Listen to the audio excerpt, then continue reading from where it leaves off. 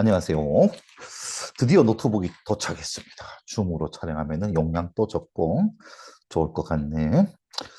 짜잔. 공유. 일단 나래부터.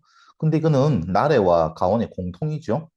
같이 듣고 가온은 가온대로 따로 아니네. 이어서 촬영하겠습니다. 따다단 첫 번째. 거슬리네. 어디 좀, 안 없어지나? 없어지네. 짜잔, 글쓰기. 오케이. 지우개. 아니, 뭐 밑에 있으니까 좀 어설프네.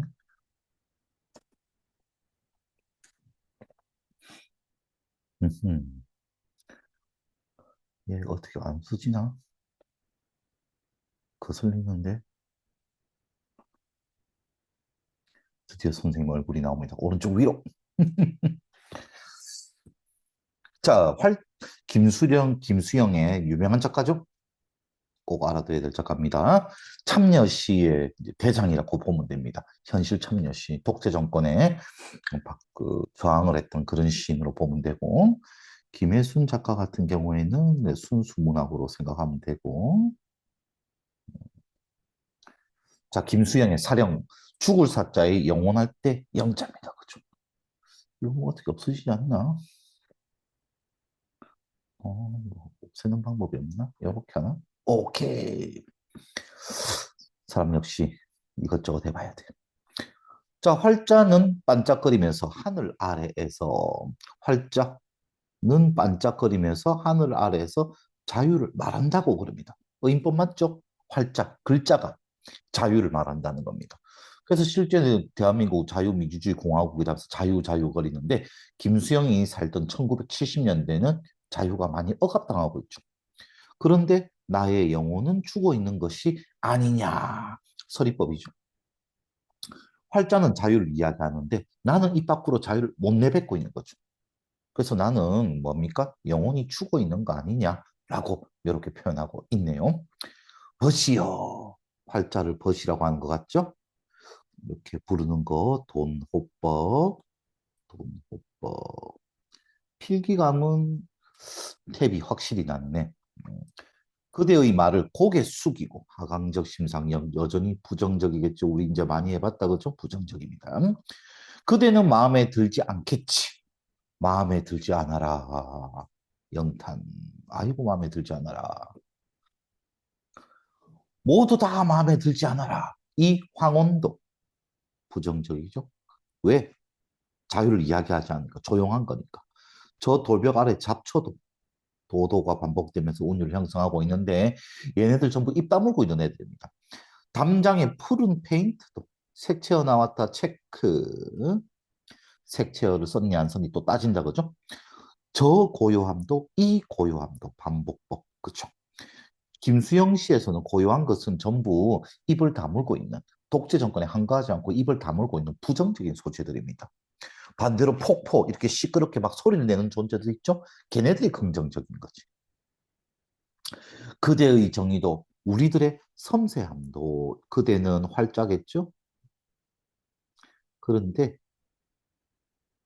우리의 섬세함 이건 나약함에 가까운 거. 행동이 죽음에서 나오는 그죠? 살아있는 것처럼 행동하지 못하고 마치 죽어 있는 것 같다 이거죠. 음. 영혼이 죽어 있는 시키면 시킨 대로 하는 그런 존재죠. 이 욕된 교회에서는 어제도 오늘도 내일도 마음에 들지 않아라. 왜 마음에 들지 않을까요? 전부 저항하지 않고 한가하지 않고 목소리를 내지 않기 때문에. 자, 수미상관이네요. 그대는 활자죠. 반짝거리면서 하늘 아래서 강단이 자유를 말하는데 스스로 비웃고 있네. 우스워라. 나의 영혼은 죽어 있는 것이 아니냐. 죽을 사자의 영혼 영자. 자유를 위해서 행동하지 못하고 입을 다물고 있는 스스로에 대한 뭡니까? 자, 조조. 요번에도 역시 고3시다, 그죠? 요즘 주간 테스트 보면은 현대시가 영 안 좋죠? 열심히 해야 될 것 같습니다. 시적 대상을 지칭하는 시어를 모두 찾아 쓰세요. 활짝, 벗이여, 그대는. 그죠? 활자는 간간히 자유를 말하고 있고 화자는 영이 죽어 있습니다. 영혼이 죽어 있죠. 의사소통이 경직된 사회. 음. 활자를 의인하여 주제, 의인법 맞습니다. 1에서는 서리법 맞죠? 3년과 4년에서는 보조사 도를 활용하여서 마음에 들지 않는 대상을 열거하고 있습니다. 범위는 확대되고 있죠. X. 자, 나의 영혼은 죽어 있는 것이라고 생각합니다. 자유를 말하지 못하는 부끄러운 자신을 성찰함. 성찰 앞에는 항상 반성이 숨어 있다 생각하세요. 반성, 성찰하고 있습니다. 그대의 말을 고개 숙이고 들은 부정적 현실에서 무기력함을 느끼고 있네. 자신의 상황을 우스워함. 죽어 있는 나의 영혼에 대해서 자조적 태도를 보임. 시적 대상, 간간히 자유를 말한다. 자유를 실천하려고 하고 있는데 활자는 그대는 벗은 나는 아니란 말이죠. 그죠? 욕된 교회는 시적 화자가 있는 공간이죠. 정의와 자유가 부재, 아니를 불자, 있을 제자, 그죠? 없는, 존재하지 않는 이런 뜻이죠. 타락한 공간이다. 그렇습니다. 수미상관 우리 확인했었죠? 형태, 수미상관을 쓰면 디폴트 값으로 무조건 안정감, 그리고 강조, 주제의식 강조. 예. 자, 김혜순 선생님의 작품을 한번 봅시다. 한강물이 얼고 눈이 내린 날. 요번에 그렇게 하면 됐었죠. 그러면 한강 전체가 하얗게 돼. 어찌 보면 예뻐. 그런데 부정적 현실. 시련과 고난으로 가고 있습니다. 강물에 붙들린 배들을 구경하러 나갔다. 훈련받나 봐. 아니야. 발등까지 딱딱하게 어렵대. 또 특이합니다. 사람의 말을 그대로 인용하고 있습니다. 다른 사람 말을. 우리는 강물 위에 서서 일렬로 늘어선 배들을 비웃느라 시시덕거렸다. 자유롭지 못한 경직된 현실에 대한 비판, 조속. 배들이 자유롭게 왔다 갔다 해야 되는데 한강물이 얼어가지고 배들이 다 갇혀 있습니다. 음, 부정적 현실. 두 가나 전부 자유에 대해서 노래하는 시네, 그죠? 한강물이 흐르지 못해 눈이 덮은 날 반복되고 있네. 강물 위로 빙그르르 빙그르르 요번에는 음성 상징어가 사용되고 있죠. 음성 상징어 체크 들어가야 됩니다. 위에는 그 가시에서는 음성 상징어는 없었고 색채어만 있었죠.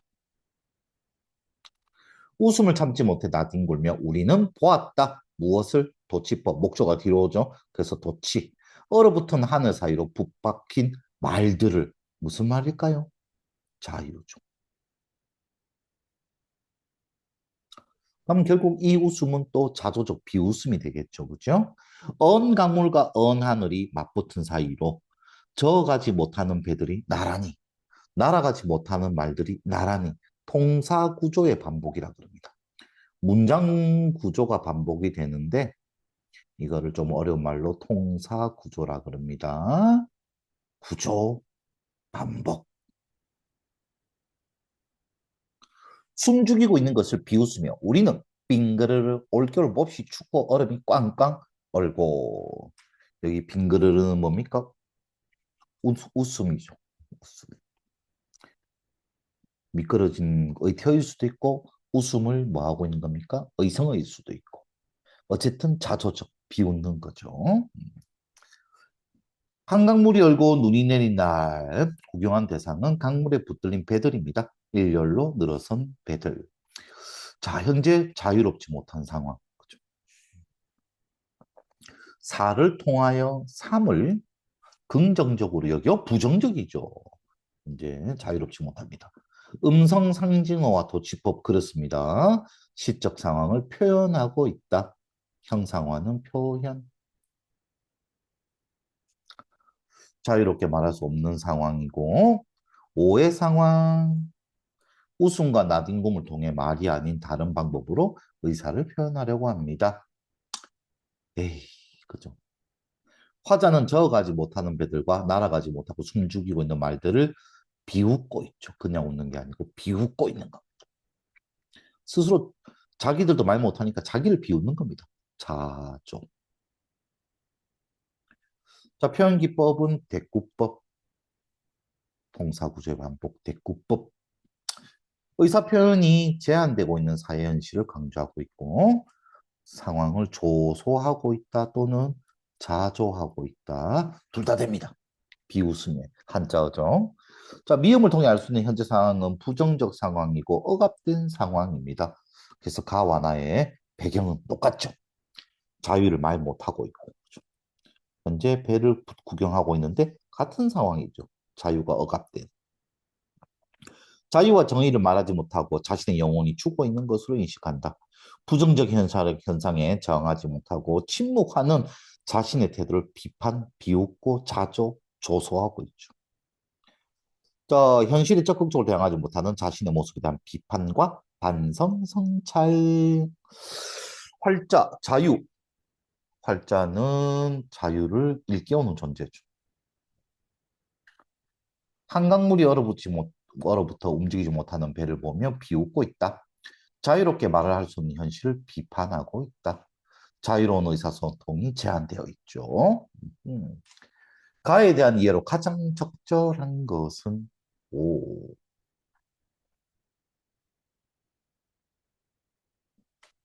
빠바밤. 시간적 표현 열거 안 하고 있습니다. 호칭, 활자, 그대, 벗, 벗이 먼저 나오죠. 시적 대상에 대한 화자의 경외심이 틀렸다 그죠? 원근 멀고 가까운 거 있었나? 이때 어디에? 이 뭐뭐도 저 뭐뭐도 이 황혼에 이 황혼도 저 돌벽도 오케이 저 돌벽 아래 있습니다. 멀고 가까운 거 이가 가깝고 저가 먼 거죠. 화자의 시선이 포착된 데서 움직임 아니죠. 얘네들 조용히 입 다물고 있습니다. 서리법 같은 물음 아니냐 있었죠. 시적 대상에 대한 화자의 깨달음이 아닙니다. 부정되고 있는 것도 아닙니다. 그래서 5번이야. 동일 구절을 반복하여 숨이 상관이니까 무조건입니다. 아닐 수도 있겠네. 무조건까지는 아니고. 이거 반복하고 있죠. 나의 영혼은 죽어 있는 것이 아니냐. 시적 상황, 이 자유가 억압된 상황에 대해서 그죠 정서가 심화되고 있다. 이게 강조니까. 나의 영혼은 죽어 있는 것이 아니냐. 마음에 들지 않으라. 이게 반복되고 있죠. 두 개가. 수미 상관만 찾아도 충분히 답이 될 수 있었다. 그죠? 동일한 구절을 반복하면은 무조건 운율이 생기고 내용을 뭐 하게 됩니까? 강조 디폴트입니다. 무조건이죠. 현실에 소극적으로 대응하는 자신에 대한 화자의 부정적 정서가 심화되고 있더라. 기억, 니은, 디귿, 리을, 미음에 대한 이해로 적절하지 않은 것은 무엇일까요? 기억에 붙들린 배는 강의 어렸을 때 볼 수 있는 구경거리를 관심의 대상으로 표현했다. 이를 통해 시상 전개의 계기가 형성된다. 그죠? 구경하러 가죠? 아니야. 배가 훈련받고 있다는 추측을 부정하는 표현은 맞죠? 배가 움직일 수 없는 상황이 배의 내부적 원인 아니죠. 얼어붙었잖아. 외부적 얼어붙음 외부적 상황입니다. 땡. 너무 쉽잖아 이거. 꼼꼼히만 읽으면 무조건 맞추는 내용 확인 문제. 시시덕거렸다는 서로 모여 실없이 떠드는 모습 표현한 거 맞죠? 배가 질서정연하게 정렬된 모습. 이거는 획일화된 사회를 또 비판하는 거죠. 하나로 다 통일된 획일화. 우리의 냉소가 이를 통해 드러난다. 그러지 못해 강의 언상을 강물의 흐름을 막고 있다고 여기는 것으로 강물의 자연스러운 흐름을 방해하는 외부의 힘. 그렇죠. 여기서 벌써 외부가 나오잖아. 그럼 둘 중에 하나는 틀린 거지 뭐. 꽝꽝꽝은 강취가 지속되는 현재 상황을 감각적으로 청각적이죠. 감각적 맞습니다. 모든 것을 얼어붙게 하는 현실 상황이 견고하다, 딱딱하다 강조되고 있습니다. 강물이 얼어붙어 흐르지 않기 때문에 못 움직이죠. 외부적인 상황이죠. 외부죠. 자유롭지 못한 상황입니다. 강물 위에 일렬로 늘어서 있고 좀 냉소적 태도고 자, 보기를 참고하여 가나를 감상. 원래 문제 풀 때는 이거부터 읽어야 된다고 이야기했습니다. 이걸 바탕으로 감상해야 돼. 자유로운 의사소통이 제한되는 사회에서는 개인은 자신의 의사를 온전히 표현할 수 없어 자유가 억압이 되고 그 사회 또한 경직된다. 이런 맥락에서 가와 나를 해석할 수 있더라. 자, 가는 활발한 의사소통 수단이어야 할 언어가 활자 상태로만 존재한다고 표현함으로써 언어가 제 기능을 제대로 하지 못하는 상황에 주목한다. 말로 못 내뱉고 있잖아. 자유를 달라 이런 말을 못하고 있잖아. 그죠? 이런 상황에서 화자는 위축된 의사소통 장애에 적극적으로 참여하지 못하여 경직된 사회에 대응하지 못하는 자신을 성찰한다. 자, 나는 자유롭게 써야 할 언어를 붙박힌 말로 표현함으로써 개인의 언어 사용이 제한된 상황을 비판한다. 이런 상황에서 말을 대체할 수 있는 웃음이나 몸짓과 같은 또 다른 의사소통 방법을 보여준다. 여기서 웃음이 나왔죠. 자, 가에서 나의 영혼에 대해서 우스워라라고 자조하는 것은 의사소통의 여지가 축소된 것. 다 맞죠, 현재까지는. 자신의 참여만으로는 의사소통의 장이 활성화할 수 없다는 성찰을 드러냈다. 맞는 말인 것 같죠? 근데 틀렸다 돼 있네. 왜? 왜? 자신의 참여만, 자신도 참여를 안 하고 있어서 그렇지. 적극적으로 참여하지 못하여, 그렇죠. 자기도 참여하지 않고 있습니다. 그래서 자조, 스스로를 비웃고 있는 거죠. 적절하지 않은 거 바로 답이 나와버렸네. 이렇게 빙그르 뒹굴고 웃는 모습 전부 뭡니까? 또 다른 의사소통의 한 방법입니다. 하늘 아래 고요함, 다 부정적이다. 그죠? 맞붙은 사이 배에 말이 숨지기는 공간이란 점에서 의사소통이 자유롭지 못한 그런 공간입니다. 네. 가에서 자유를 말하는 것이 활자로 한정된 것은 의사소통의 장이 위축된 상황 맞죠? 말이 날아가지 못하는 것도 위축된 거 맞죠? 가에서 주변 세계에 마음에 들지 않아 하는 것은 의사소통이 활발하지 못한 상황에 대한 생각을 드러낸 것이고요. 마음에 들지 않아. 의사소통이 안 되니까 이 고요도 저 고요도 나는 마음에 들지 않아. 이거죠. 나에서 강물이 얼어 배를 저어가지 못하는 상황은 의사소통을 방해하는 환경을 표현한 것이라고 볼 수 있군. 그렇죠. 자유가 활자 상태로만 존재한다는 것으로, 그렇죠? 이런 의미, 의사소통 장이 위축되어 있다. 그대의 말을 고개 숙이고 듣는 것은 나는 적극적으로 저항하지 못하고 있죠. 우스워라 나의 영혼은 죽어 있는 것이 아니냐 적극적으로 대처하지 못하고 참여하지도 못하는 시적 화자가 자기 자신을 너 죽어 있는 거잖아. 나는 죽어 있는 거야 라고 뭐 하는 겁니까? 뭐 하고 있는 거죠? 비웃고 있는 거. 자조하고 있죠. 자, 가봅시다. 뭐 이건 다 나왔던 거니까 놔두고. 요거 꼭 읽어둬야 됩니다. 엄청 중요한 작품이죠. 중요한 작가입니다. 참여 시에 첫 테이프를 끄는 작가라고 볼 수가 있죠. 이 이후로 이제 김수영과 똑같이 생각하는 수많은 작가들이 나타나게 되는 거죠. 여기까지. 나래는 여기까지. 가온은 계속 더 들어봅시다. 가온, 가온. 가온은, 자, 나래는 여기까지. 가온은 계속. 가온이 한 개 더 많죠? 힘듭니다. 배를 밀다. 배를 매며도 있고 배를 밀며도 있습니다. 여기서 배는 사랑이죠. 허수경, 이광호, 무려 시가 세 개가 나왔네. 좀 여기서 배가 사랑이니까 이번에 주제는 다 사랑이지 싶습니다. 좀 더 진하게 안 되나?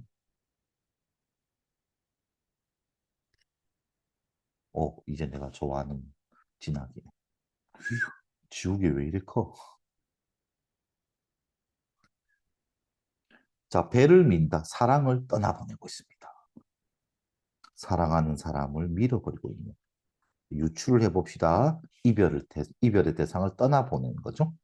배를 밀어보는 것은 아주 드문 경험. 선생님 이게 사랑인지 어떻게 아는데요? 뒤에 나와 있을 거야. 감상해.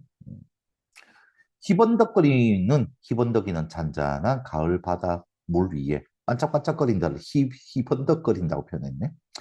배를 밀어놓고서는 자, 가을이라는 이 계절, 긍정적이면은 풍요와 성숙, 가을이 상징하는 이미지, 풍요, 성숙의 계절. 부정적인 경우에는 여기 나와 있는 죽음, 이별의 이미지. 배를 밀어넣고서는 온몸이 아주 밀 때 아주 추락하지 않은 그 순간 한 허공에서 밀던 힘을 한껏 더해 밀어주고는 아슬아슬이 배에서 떨어진 손. 이렇게 명사로 꺼내주면 여운이 생기죠. 순간 환해진 손을 허공으로부터 거둔다.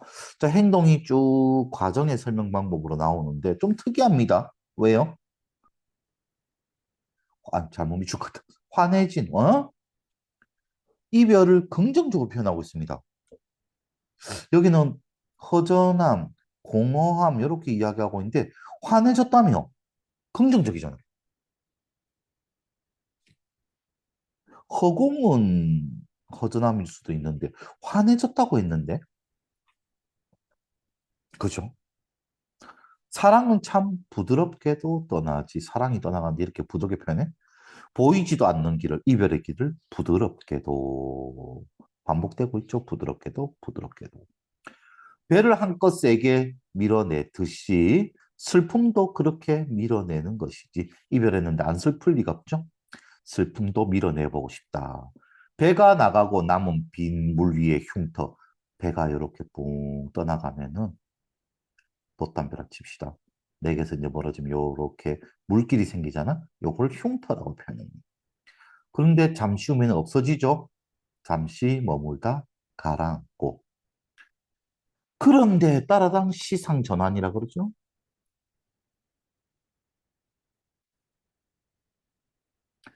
오, 느낌표. 내 안으로 들어오는 배여 또 다른 사랑인지 떠나간 사람이 다시 돌아오는 건지 모르겠습니다. 이별 후에 불현듯 상대가 떠오르고 그리워진다고? 또 다른 사랑이 아니고? 아무 소리 없이 밀려 들어오는 배여. 또 다른 사랑 아니야? 사랑한 사람에 대한 그리움으로 해석을 하고 있습니다. 이건 아마도 뭐라고 했겠죠? 뒤에 감상이 그렇게 되어 있을 겁니다. 가능성은 두 개 다 열어두면 되죠. 선생님은 긍정적인 사람이기 때문에 그리움이라기보다는 또 다른 사람들이 사랑이 오는 거 아니야? 아니면 같은 사람이 돌아오든지. 배를 밀고 있습니다. 가을, 이별의 이미지. 이래서 드러난 화자의 심리, 대상의 부재로 인해서 허전함을 느낀다. 허공이란 단어 때문이죠. 근데 환해졌다라고 했는데, 그죠? 순간 환해진. 아무래도 이걸 다 무시하는 해석인 것 같습니다. 이거를 이렇게도 볼 수 있잖아. 이별이 또 다른 만남의 가능성으로 해석을 해서 환해졌다라고도 할 수가 있죠. 마지막에 배가 다시 들어온다가 또 다른 사랑으로 해석을 한다면. 사랑한 사람과 이별, 배를 밀어내는 일, 사랑하는 사람을 떠나보내는 겁니다. 물 위로 배가 지나간 뒤의 흔적, 마음의 상처인데 그게 다 가라앉죠. 다시 밀려 들어오는 배, 이걸 왜 그리움으로 해석을 했을까? 이해가 안 됩니다. 시상 전환은 그런데 영탄적 표현은 오 있으니까 뭐 말할 것도 없죠. 청자에게 말을 건네는 것이 아니고 독백체입니다. 선생님이 하는 해석하고는 조금 다르게 해석을 해서 조금 별로인 해석이 별로였어. 고3에서 우리가 배우는 시들은 이렇게 다 해석의 가능성이 열려 있습니다. 중학교 때 배우는 시들하고 조금 다르죠. 그런 혼란스러운 점을 중학교 시는 이렇게 해석이 정해져 있죠. 근데 요즘 여러분들이 어려움을 겪는 이유가 뭡니까? 해석이 열려 있어서 그렇잖아요. 이 영역들을 빨리 그럴 수도 있네. 그럴 수도 있겠지. 그런데 이거는 용납이 안 되네. 이놈이 답이다. 요 느낌을 빨리 찾아야 됩니다. 이번에도 이별이네. 당신, 당신이란 말 참 좋지요. 그래서 불러봅니다. 킥킥 비웃는 거야. 사랑과 슬픔이 섞인 복합적 정서래. 한때 저교름, 외로움, 저교로움의 울음이 있었던 때에 한 슬픔이 문을 닫으면 또 한 슬픔이 문이 열린 것을 이만큼 살아옴의 상처에 기대 하나가 슬프면 그걸 잊으면 또 다른 슬픔이 열린대. 이별의 상처가 큰가 보다. 슬픔이 끝없이 연달아 내게 온다라는 그런 표현이죠. 나 킥킥 슬픔의 반복이 돼. 울면서 흐흐 하는 이런 거 본다 그죠?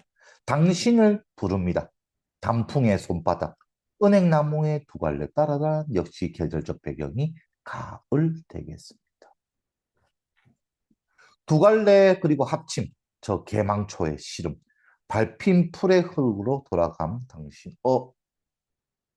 이 당신이 그냥 이별이 한 것이 아니고 사별이네. 죽었다 그죠? 흙으로 돌아갔다 죽었단 말이죠. 킥킥거리며 세월에 대해 혹은 사랑과 상처, 상처의 몸이 나에게 기대와 상처의 몸이 나에게 기댄다. 저를 예죠. 상처의 몸이 나를 부빌 때 당신. 그대라는 자연의 달과 별. 당신이 죽어서 저 달과 저 별에 있다. 킥킥거리며 계속 반복되고 있죠. 저거 다른 당신이라고. 금방 울 것 같은 사내의 아름다움. 그 아름다움에 기대 마음의 무덤에 나 벌초하러 진설 음식도 없이 그 무덤에 차린 음식 맨술병 한 병 차고 병자처럼 시적 화자 같죠. 그러나 치병과 한우는 각각 따로인 것을 병으로 죽은 것 같다 그죠? 나의 병은 노력으로 치유될 수 없다. 아하. 이 병자처럼 내가 병자처럼이니까 나의 병은 치유될 수가 없어요. 왜? 당신에 대한 그리움이니까. 이쁜 당신. 당신이란 말 참 좋지요. 내가 아니래서 끝내 버릴 수 없는, 물을 수도 없는 참호 여운을 준다 그죠? 여운. 그러나 킥킥 당신. 허수경 혼자 가는 먼 집. 이 먼 집은 당신이 있는 집이네. 그죠?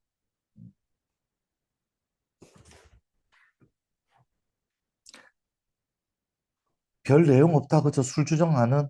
그죠? 그래서 약간 논리성이 없는 왜 시적 화자는 지금 술을 먹고 있으니까. 시적 대상은 당신. 이 슬픔이 계속된다. 반복되고 있다. 당신을 부르며 킥킥대고 있죠? 잊지 못하고 있습니다. 킥킥 웃는 행위는 슬픔을 드러내는 거죠. 직접은 아니고 부재한 대상에 대한 그리움을 감추려고 노력한다. 웃으니까. 그죠? 실제 울어야 되는데. 말줄임표는 감정을 그죠? 여운을 주기 위해서 드러내지 않고 여운을 줍니다. 자연물 나열하고 있습니까? 먼 꽃, 개망초 어쩌고. 단풍잎의 손바닥, 은행나무의 두 갈래, 합침의 저 개망초 어쩌고 저쩌고. 열거. 명사로 시상을 종결한다. 예. 대꾸법. 당신에게 피할 수 없는 존재. 화자가 당신에게? 이게 무슨 말이야? 3. 2 찾았고. 3. 끝내 버릴 수 없는, 물을 수도 없는 참혹. 버릴 수도 없고 물을 수도 없다. 숙명적인 거 맞잖아. 당신이 화자이겠죠. 에이, 주체 바꾸기.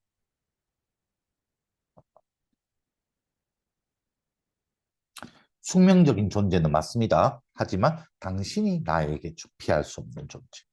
숙명적인 것은 피할 수 없는 거죠. 운명보다 더 진한 거야. 운명은 어떻게 피해보거나 바꿔볼 수 있는 건데, 그죠? 숙명은 절대 피할 수도 바꿀 수도 없는 그러한 운명, 숙명이라 그러죠. 당신 없이 혼자 가는 먼 집이다. 제목은 대상과 이별을 홀로 살아가야 하는 화제의 상황을 드러낸다고 볼 수 있습니다. 자, 이번에는 뭐 누구에게 쓰는 편지였죠? 수필이네, 이광호. 이제 되도록 편지를 안 드리겠습니다. 왜? 짝사랑이야? 그녀에게 편지를 쓰는 것이 자신의 존재를 증명하던 시절이 있었다. 진짜? 사랑하는 사람에게 보내는 편지만큼 표현의 욕구로 흘러 넘치는 것도 없다. 온갖 미사 여구 다 넣죠. 쌤도 군대에 있을 때 참 첫사랑한테 편지 많이 보냈는데 그때 그 편지도 제대하고 갖고 있었는데 엄마가 다 버려가지고 아 슬프다. 무언가를 표현하지 않고는 견딜 수 없는 시간들이 편지를 쓰게 한다. 그는 그녀에게 자신의 사랑이 얼마나 어렵고 진정하며 운명적인가를 설명하고 싶었다. 편지는 사람을 설득하거나 매혹시키는 방법이 될지도 모른다. 그러나 모든 사랑의 편지는 마지막 순간 도구적이지 못하다. 왜? 사랑의 편지가 왜 도구적이지 못하지? 세상의 모든 글쓰기가 최후의 순간에는 처음에 품었던 소소한 의도를 배반하는 것처럼 그 의도가 아니게 된단 말이야. 그 통제할 수 없는 익명의 욕구가 알 수 없는 욕구가 현실적인 목표를 잊어버리게 만들기 때문이다. 이해가 안 된다고죠. 사랑하는 사람에게 사랑한다라는 그 의도를 표현하고 싶었던 게 아니야? 근데 그게 배반을 해? 사랑이 실패해가지고 이제 다시는 너에게 편지 안 보낼 거야. 이래 되는 거야? 슬프다. 그런 이유로 모든 사랑의 편지는 아무 전원도 전달하고자 하는 말이 들어있지 않다. 거기에는 결정적인 정보나 주장이 들어있지 않다. 잠깐만, 전언.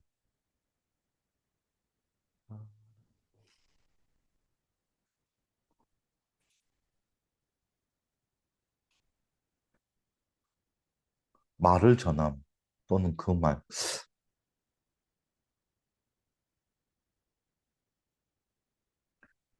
선생님은 전달하는 말 이렇게 해석을 했는데 뭐 또 없나 봤더니 없네. 별다른 거 없습니다. 다만 내 고백을 누군가가 들어준다는 충만한 느낌. 희미한 불빛 아래서 스스로 옷을 벗어야 할 때처럼 주체할 수 없는 부끄럼 따위. 고백이란 결국 2인칭을 격려하여 1인칭으로 돌아온다. 너에서 나로 고백. 고백은 나인가 하는 거죠. 너에게 해야 될 고백을 결국 나 혼자 하는 거는. 그의 들끓는 고백의 언어들은 고스란히 자신에게 돌아왔다. 한동안 그는 사랑하는 누구누구에로 시작되는 편지를 자주 썼다. 그녀는 그의 편지를 사랑했다. 정확하게 말하면 편지 속의 글을 그녀는 사랑했다. 편지 속에서 그가 찾아낸 자신의 또 다른 영혼이 있었다. 또 다른 영혼에 그는 순수한 열정과 끝모를 동경과 깊은 이해심을 가진 존재였다. 그도 역시 그녀처럼 자신의 편지 속 1인칭 화자에게 깊이 매료되었다. 편지의 주인공과 실제는 달랐다 이거죠. 하지만 너무 뻔해서 가혹했던 지리멸렬한 시간들 속에서 그는 편지 속 1인칭 주체를 잊어버렸다. 편지조차 쓸 수 없는 시간들이 무심히 지나가고 다시 편지를 쓰고 싶었을 때 그는 이미 편지 속의 그가 되지 못한다는 것을 알았다. 그는 편지 속 그를 연기하는 것이 부끄럽고 자신의 비루함을 뼛속 깊이 실감했다. 그는 사랑하는 누구누구에게라는 편지를 쓰고 싶어 하는 자신 속에 없던 늙지 않는 영혼을 지금도 연애 편지 써야 되나? 그 순수한 인격을 외면하고 싶었다. 누군가가 듣기를 바라는 모든 고백이란 위선이 아니면 위악이다. 착한 척하거나 못된 척하거나. 결국 연애 편지 속에 그 자신과 현실 속에 나가 다르다 이 말이잖아. 별 시덥지 않은 내용이었고. 이 수필의 제재는 편지 쓰기. 그것도 연애 편지. 현재 상황에 변화가 있겠고 그가 그녀에게 편지로 전하고자 했던 내용은 뭡니까? 사랑. 자신이 사랑을 얼마나 어렵고 진정한 운명적인가 설명한다. 현실적인 목표. 하지만 실제 아무것도 들어있지 못하다. 통제할 수 없는 익명의 욕. 욕구, 자신을 이상화하려는 욕구, 완벽한 남자. 편지를 통해 사랑을 전하려는 목표죠. 사랑의 편지가 도구적이지 못한 이유가 3에서 나오는데 왜 도구적이지 못할까요?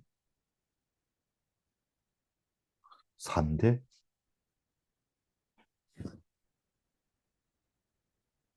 말이 되는 소리야.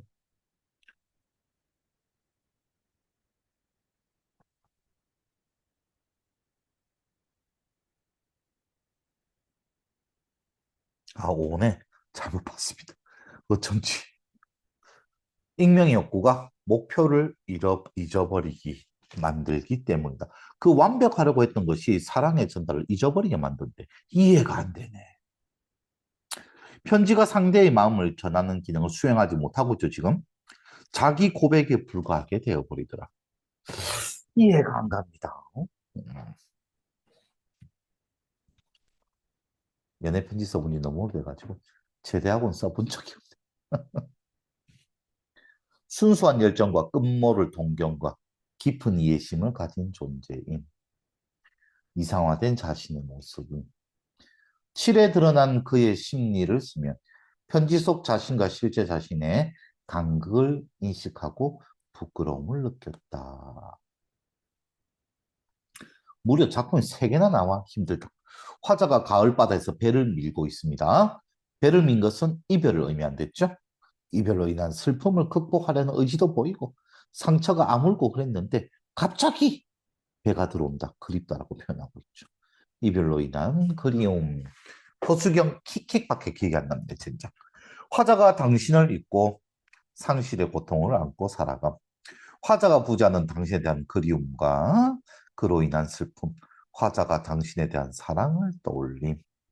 사랑의 기억에서 오는 고통과 위안. 사랑의 편지를 쓰는 것의 본질. 사랑의 편지 역시 자신을 표현하는 글이며 그 글에는 이상화된 자신이 들어간다. 편지 속에 이상화된 자신과 현실의 자는 다르죠. 그래서 부끄러움을 느낀다. 그래서 이런 고백은 지속될 수가 없더라. 사랑의 편지와 뭐지? 왜 이러는 걸까요? 얘가 왜 꺼졌대?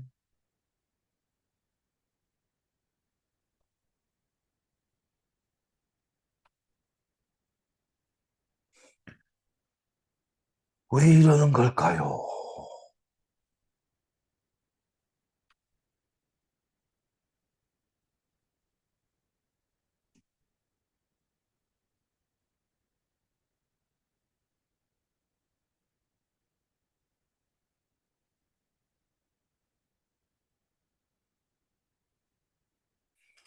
어, 실컷 했는데 혼자 꺼진 거야?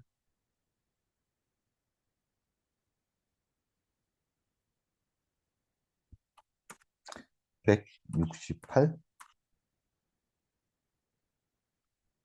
다 지워지고 없네. 신기하다.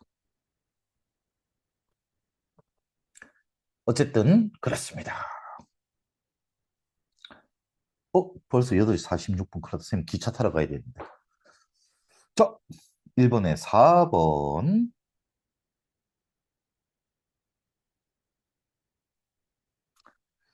저 4번이 왜 틀렸을까요? 특정한 행위를 중심으로 행위 주체와 대상 간의 관계가 드러난다. 배를 민다. 당신의 무덤을 찾아가고 있고 사랑의 편지를 쓰고 있고. 예. 하강적 이미지 가에서만 보였죠. 자연물에 빗대어 부정적 현실을 극복 가능성을 암시하는 것은 나만 그랬죠. 동일한 구절의 반복, 나, 다가 없다. 그죠? 다가 안 되는. 공간의 이동? 없죠. 2번. 가에 대해서 적절하지 않은 것은 5번이 답이래. 밀려 들어온 배는 아무 소리 없이 다시 돌아오리란 배에서 돌아온 배란 점에서 대상가의 재회가 예상대로 이루어졌다. 재회라고도 볼 수도 있는데 예상은 못했잖아. 그죠? 현재 위에서는 그림으로 그 해석을 하고 있기도 있고 이걸 떠나간 사랑이라고 해석을 해도 불현듯 찾아왔잖아. 갑자기. 놀라고 있죠. 예상 못했습니다. 그래서 이것은 무조건 틀렸습니다. 이별의 순간이었다. 보이지도 않는 길은 사랑이 떠나가는 길, 이별의 막막함. 슬픔을 밀어내는 것을 배로 밀어내듯이 밀어낸다. 이런 것들을 슬픔을 밀어낸다고 하니까 추상적 대상의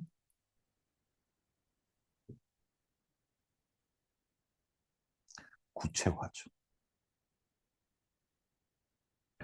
배가 나가며 생긴 흉터가 잠시 머물다 가라앉는 것은 이별의 슬픔이 잠시 소강 상태 되는 거 맞지요? 이별한 순간의 긴장감, 극복, 잦아든 이별의 슬픔. 나의 당신에게 대한 설명으로 적절하지 않은 것은 2번이 답이래. 화자의 내면에 살고 있는 병자로서 연민의 대상이다. 병자는 시적 화자죠. 그렇죠. 당신이 아니고 나죠. 나. 납니다. 나. 자, 오늘의 마지막 문제. 쌤 빨리 촬영하고 촬영을 마치고 이제 떠나가야 됩니다. 머나먼 울산으로 여러분들께 다가가겠습니다. 시는 표현하고자 하는 바를 어떤 심적 상태에 놓인 화자의 발화로서 형상화한다. 나에 나타나 있는 독특한 발화 방식, 나네. 끊어질 듯 이어지는 서술, 술 취했죠, 지금. 어휘의 반복, 맥락 없이, 그죠? 논리적이지 않죠? 수시로 증가하는 말줄임표, 쉼표, 기억을 떠올리거나 상처를 치유하지 못한 화자의 내면을 드러낸다. 사랑의 기억과 상실의 고통을 안고 남은 생을 살아내야 하는 화자의 복합적 내면을 생생하게 그려내는 역할을 한다. 킥킥은 반복적으로 출하는 웃음의 의성어, 사랑과 슬픔이 내재화된 복잡한 정서, 상처의 기대어, 나 킥킥 당신을 부릅니다. 말줄임표 있죠? 쉼표 있죠? 상실의 고통으로 인하여 사랑의 기억이 희미해집니까? 계속 떠오르는 거랬죠. 윗글을 바탕으로 2번이 틀렸습니다. 자, 여기까지 당신을 읽고 사랑의 기억, 고통 다 채점해서 열심히 공부해와서 이번에 주관 테스트에는 좀 현대시 좀 잘 맞춥시다. 정 이러면 문법을 요걸로 하고 이 현대시를 수업 중에 수업을 하든지 해야 될 것 같아. 어쨌든 여기까지. 촬영 여기까지 하겠습니다.